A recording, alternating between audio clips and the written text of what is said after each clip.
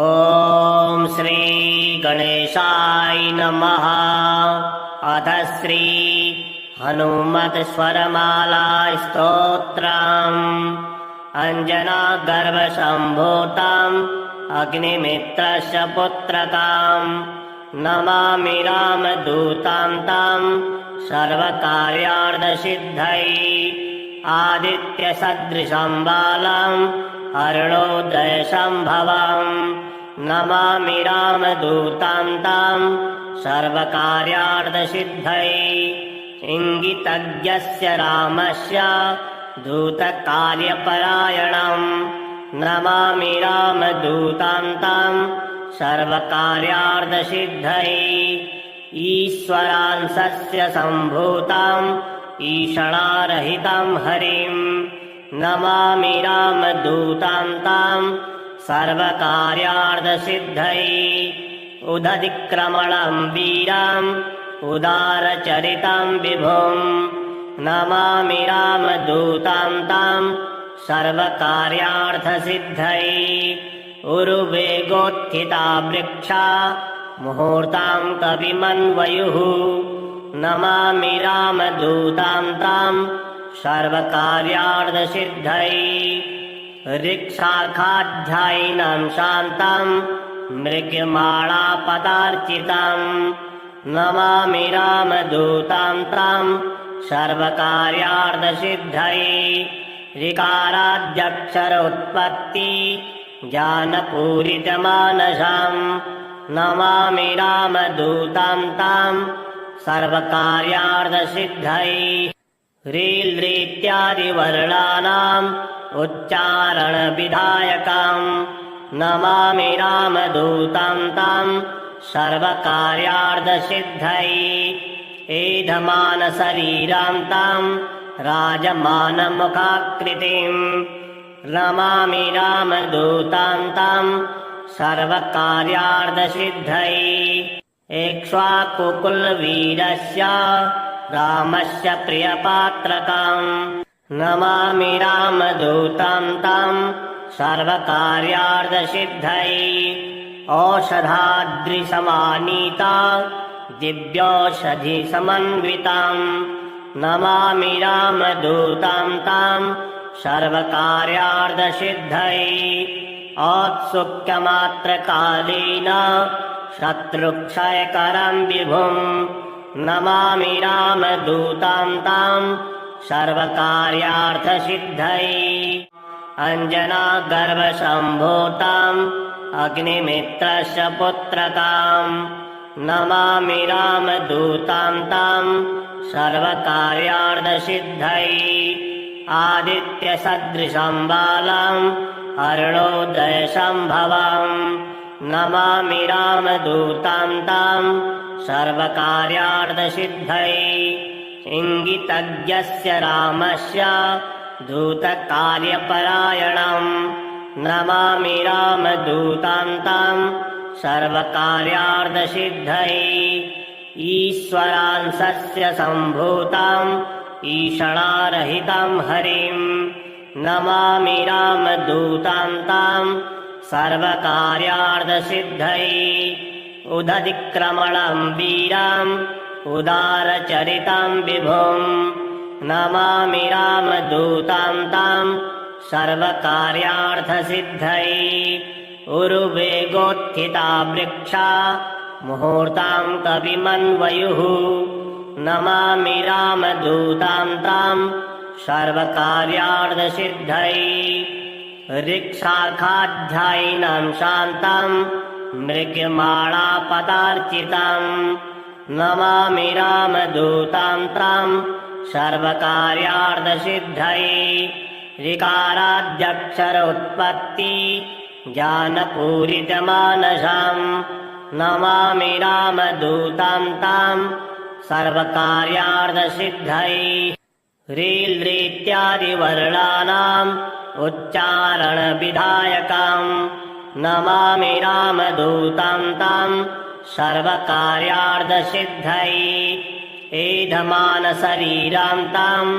राजमानमुखाकृतिं नमामि रामदूतां तां सर्वकार्यार्थसिद्धये इक्ष्वाकुकुलवीरस्य रामस्य प्रियपात्रकाम् नमामि रामदूतं तं सर्वकार्यार्थसिद्धये औषधाद्रिसमानीता दिव्यौषधिसमन्विताम् नमामि रामदूतं तं सर्वकार्यार्थसिद्धये औत्सुक्यमात्रकालेन शत्रुक्षयकरं विभुम् नमामि रामदूतं तं सर्वकार्यार्थसिद्धये अञ्जनागर्भसम्भूताम् अग्निमित्रस्य पुत्रकाम् नमामि रामदूतं तं सर्वकार्यार्थसिद्धये आदित्यसदृशं बालम् अरुणोदयसम्भवम् नमामि रामदूतं तं सर्वकार्यार्थसिद्धये इङ्गितज्ञस्य रामस्य दूतकार्यपरायणम् नमामि रामदूतं तं सर्वकार्यार्थसिद्धये ईश्वरांशस्य सम्भूतम् ईषणारहितं हरिं नमामि रामदूतं तं सर्वकार्यार्थसिद्धये उदतिक्रमणं वीरम् उदारचरितं विभुम् नमामि रामदूतं तं सर्वकार्यार्थसिद्धये उरुवेगोत्थिता वृक्षा मुहूर्तं कविमन्वयुः नमामि रामदूतं तं सर्वकार्यार्थसिद्धये ऋक्शाखाध्यायिनं शान्तं मृगमालापदार्चितं नमामि रामदूतं तं सर्वकार्यार्थसिद्धये ऋकाराद्यक्षरोत्पत्ति ज्ञानपूरितमानसं नमामि रामदूतं तं सर्वकार्यार्थसिद्धये ह्रील्रीत्यादिवर्णानाम् उच्चारणविधायकम् नमामि रामदूतं तं सर्वकार्यार्थसिद्धये एधमानशरीरं तं राजमानमुखाकृतिम् नमामि रामदूतं तं सर्वकार्यार्थसिद्धये इक्ष्वाकुकुलवीरस्य रामस्य प्रियपात्रकाम् नमामि रामदूतं तं सर्वकार्यार्थसिद्धये औषधाद्रिसमानीता दिव्यौषधिसमन्विताम् नमामि रामदूतं तं सर्वकार्यार्थसिद्धये औत्सुक्यमात्रकालेन शत्रुक्षयकरं विभुम् नमामि रामदूतं तं सर्वकार्यार्थसिद्धये अञ्जनागर्भसम्भूताम् अग्निमित्रस्य पुत्रकाम् नमामि रामदूतं तं सर्वकार्यार्थसिद्धये आदित्यसदृशं बालम् अरुणोदयसम्भवम् नमामि रामदूतं तं सर्वकार्यार्थसिद्धये इङ्गितज्ञस्य रामस्य दूतकार्यपरायणम् नमामि रामदूतं तं सर्वकार्यार्थसिद्धये ईश्वरांशस्य सम्भूतम् ईषणारहितं हरिं नमामि रामदूतं तं सर्वकार्यार्थसिद्धये उदतिक्रमणं वीरम् उदारचरितं विभुम् नमामि रामदूतं तं सर्वकार्यार्थसिद्धये उरुवेगोत्थिता वृक्षा मुहूर्तं कविमन्वयुः नमामि रामदूतं तं सर्वकार्यार्थसिद्धये ऋक्शाखाध्यायिनं शान्तं मृगमालापदार्चितं नमामि रामदूतं तं सर्वकार्यार्थसिद्धये ऋकाराद्यक्षरोत्पत्ति ज्ञानपूरितमानसाम् नमामि रामदूतां तां सर्वकार्यार्थसिद्धये ह्रील्रीत्यादिवर्णानाम् उच्चारणविधायकाम् नमामि रामदूतां तां सर्वकार्यार्थसिद्धये एधमानशरीरां तां राजमानमुखाकृतिम् नमामि रामदूतां तां सर्वकार्यार्थसिद्धये एक्ष्वाकुकुलवीरस्य रामस्य प्रियपात्रकाम् नमामि रामदूतां तां सर्वकार्यार्थसिद्धये औषधाद्रिसमानीता दिव्यौषधिसमन्विताम् नमामि रामदूतां तां सर्वकार्यार्थसिद्धये औत्सुक्यमात्रकालेन शत्रुक्षयकरं विभुम् नमामि रामदूतां तां सर्वकार्यार्थसिद्धये अञ्जनागर्भसम्भूताम् अग्निमित्रस्य पुत्रकाम् नमामि रामदूतां तां सर्वकार्यार्थसिद्धये आदित्यसदृशं बालाम् अरुणोदयसम्भवाम् नमामि रामदूतां तां सर्वकार्यार्थसिद्धये इङ्गितज्ञस्य रामस्य दूतकार्यपरायणम् नमामि रामदूतां तां सर्वकार्यार्थसिद्धये ईश्वरांशस्य सम्भूताम् ईषणारहितं हरिम् नमामि रामदूतां तां सर्वकार्यार्थसिद्धये उदतिक्रमणं वीराम् उदारचरितं विभुम् नमामि रामदूतां तां सर्वकार्यार्थसिद्धये उरुवेगोत्थिता वृक्षा मुहूर्तां कविमन्वयुः नमामि रामदूतां तां सर्वकार्यार्थसिद्धये ऋक्शाखाध्यायिनं शान्तं मृगमालापदार्चितम् नमामि रामदूतां तां सर्वकार्यार्थसिद्धये ऋकाराद्यक्षरोत्पत्ति ज्ञानपूरितमानसाम् नमामि रामदूतां तां सर्वकार्यार्थसिद्धये ह्रील्रीत्यादिवर्णानाम् उच्चारणविधायकाम् नमामि रामदूतां तां सर्वकार्यार्थसिद्धये एधमानशरीरां तां राजमानमुखाकृतिम् नमामि रामदूतां तां सर्वकार्यार्थसिद्धये एक्ष्वाकुकुलवीरस्य रामस्य प्रियपात्रकाम् नमामि रामदूतां तां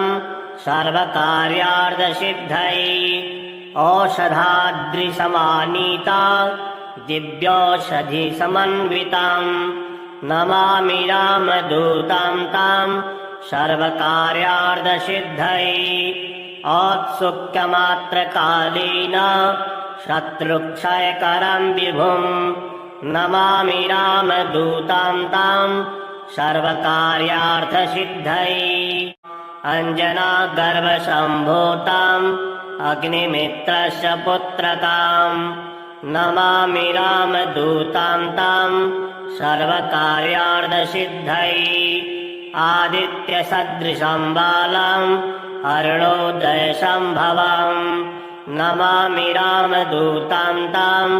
सर्वकार्यार्थसिद्धये इङ्गितज्ञस्य रामस्य दूतकार्यपरायणम् नमामि रामदूतां तां सर्वकार्यार्थसिद्धये ईश्वरांशस्य सम्भूताम् ईषणारहितं हरिम् नमामि रामदूतां तां सर्वकार्यार्थसिद्धये उदतिक्रमणं वीराम् उदारचरितं विभुम् नमामि रामदूतां तां सर्वकार्यार्थसिद्धये उरुवेगोत्थिता वृक्षा मुहूर्तां कविमन्वयुः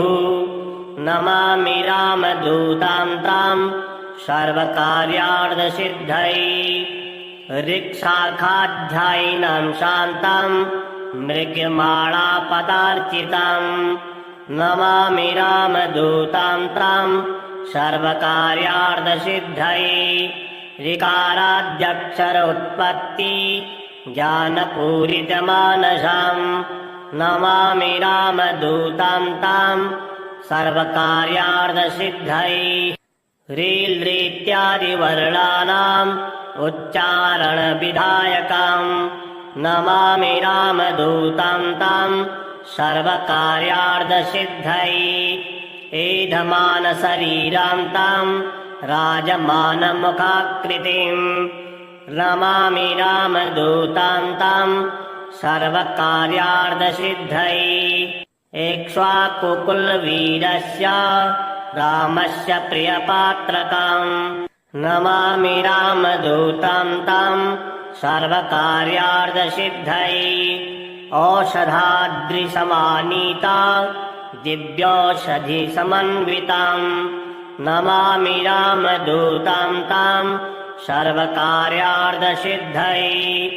औत्सुक्यमात्रकालेन शत्रुक्षयकरं विभुं नमामि रामदूतां तां सर्वकार्यार्थसिद्धये अञ्जनागर्भसम्भूताम् अग्निमित्रस्य पुत्रकां नमामि रामदूतां तां सर्वकार्यार्थसिद्धये आदित्यसदृशं बालाम् अरुणोदयसम्भवां नमामि रामदूतां तां सर्वकार्यार्थसिद्धये इङ्गितज्ञस्य रामस्य दूतकार्यपरायणं नमामि रामदूतां तां सर्वकार्यार्थसिद्धये ईश्वरांशस्य सम्भूताम् ईषणारहितं हरिं नमामि रामदूतां तां सर्वकार्यार्थसिद्धये उदधिक्रमणं वीराम् उदारचरितं विभुं नमामि रामदूतां तां सर्वकार्यार्थसिद्धये उरुवेगोत्थिता वृक्षा मुहूर्तां कविमन्वयुः नमामि रामदूतां तां सर्वकार्यार्थसिद्धये ऋक्शाखाध्यायिनां शान्तां मृगमालापदार्चितां नमामि रामदूतां तां सर्वकार्यार्थसिद्धये ऋकाराद्यक्षरोत्पत्ति ज्ञानपूरितमानसां नमामि रामदूतां तां सर्वकार्यार्थसिद्धये ह्रील्रीत्यादिवर्णानाम् उच्चारणविधायकां नमामि रामदूतां तां सर्वकार्यार्थसिद्धये एधमानशरीरां तां राजमानमुखाकृतिं नमामि रामदूतां तां सर्वकार्यार्थसिद्धये एक्ष्वाकुकुलवीरस्य रामस्य प्रियपात्रकां नमामि रामदूतां तां सर्वकार्यार्थसिद्धये औषधाद्रिसमानीता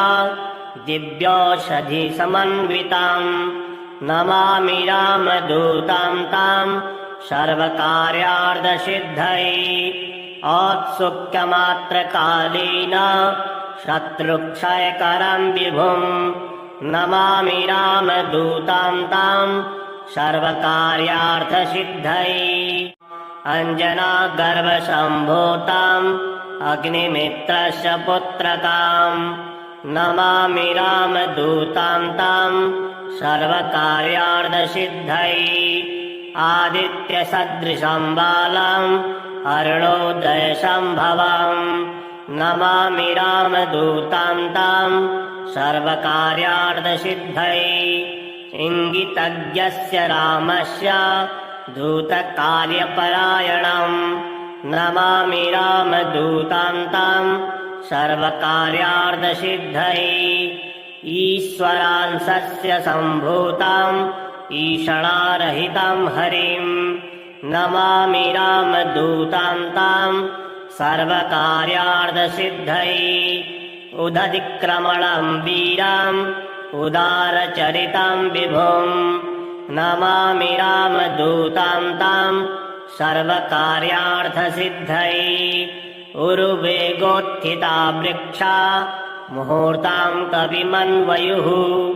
नमामि रामदूतान्तं सर्वकार्यार्थसिद्धये ऋक्शाखाध्यायिनं शान्तं मृगमालापदार्चितं नमामि रामदूतान्तं सर्वकार्यार्थसिद्धये ऋकाराद्यक्षरोत्पत्ति ज्ञानपूरितमानसं नमामि रामदूतान्तं सर्वकार्यार्थसिद्धये ह्रील्रीत्यादिवर्णानाम् उच्चारणविधायकम् नमामि रामदूतान्तं सर्वकार्यार्थसिद्धये एधमानशरीरान्तं राजमानमुखाकृतिम् नमामि रामदूतान्तं सर्वकार्यार्थसिद्धये एक्ष्वाकुकुलवीरस्य रामस्य प्रियपात्रकम् नमामि रामदूतान्तं सर्वकार्यार्थसिद्धये औषधाद्रिसमानीता दिव्यौषधिसमन्वितं नमामि रामदूतान्तं सर्वकार्यार्थसिद्धये औत्सुक्यमात्रकालेन शत्रुक्षयकरं विभुं नमामि रामदूतान्तं सर्वकार्यार्थसिद्धये अञ्जनागर्भसम्भूताम् अग्निमित्रस्य पुत्रकाम् नमामि रामदूतान्तं सर्वकार्यार्थसिद्धये आदित्यसदृशं बालम् अरुणोदयसम्भवम् नमामि रामदूतान्तं सर्वकार्यार्थसिद्धये इङ्गितज्ञस्य रामस्य दूतकार्यपरायणम् नमामि रामदूतान्तं सर्वकार्यार्थसिद्धये ईश्वरांशस्य सम्भूताम् ईषणारहितं हरिं नमामि रामदूतान्तं सर्वकार्यार्थसिद्धये उदतिक्रमणं वीरम् उदारचरितं विभुं नमामि रामदूतान्तं सर्वकार्यार्थसिद्धये उरुवेगोत्थिता वृक्षा मुहूर्तां कविमन्वयुः नमामि रामदूतान्तं सर्वकार्यार्थसिद्धये ऋक्शाखाध्यायिनं शान्तं मृगमालापदार्चितं नमामि रामदूतान्तं सर्वकार्यार्थसिद्धये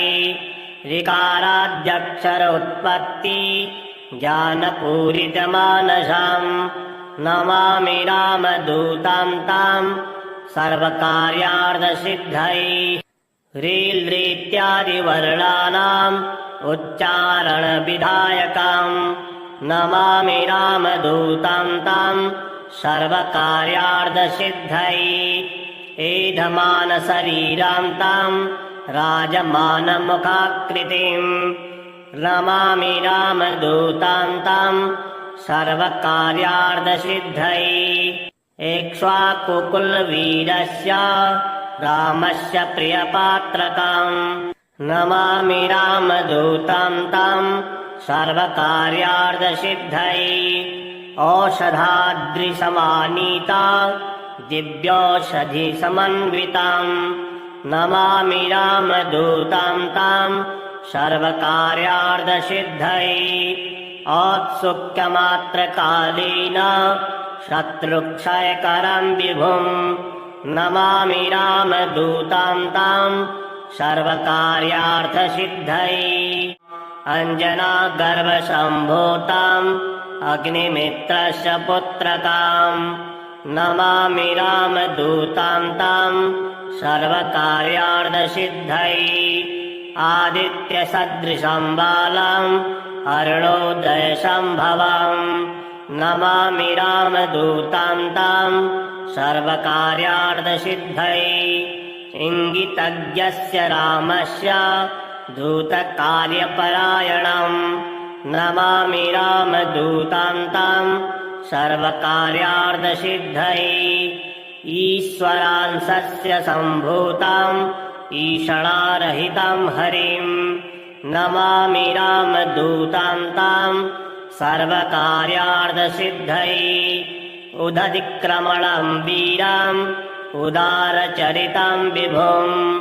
नमामि रामदूतां तां सर्वकार्यार्थसिद्धये उरुवेगोत्थिता वृक्षा मुहूर्तां कविमन्वयुः नमामि रामदूतां तां सर्वकार्यार्थसिद्धये ऋक्शाखाध्यायिनं शान्तं मृगमालापदार्चितं नमामि रामदूतां तां सर्वकार्यार्थसिद्धये ऋकाराद्यक्षरोत्पत्ति ज्ञानपूरितमानसम् नमामि रामदूतां तां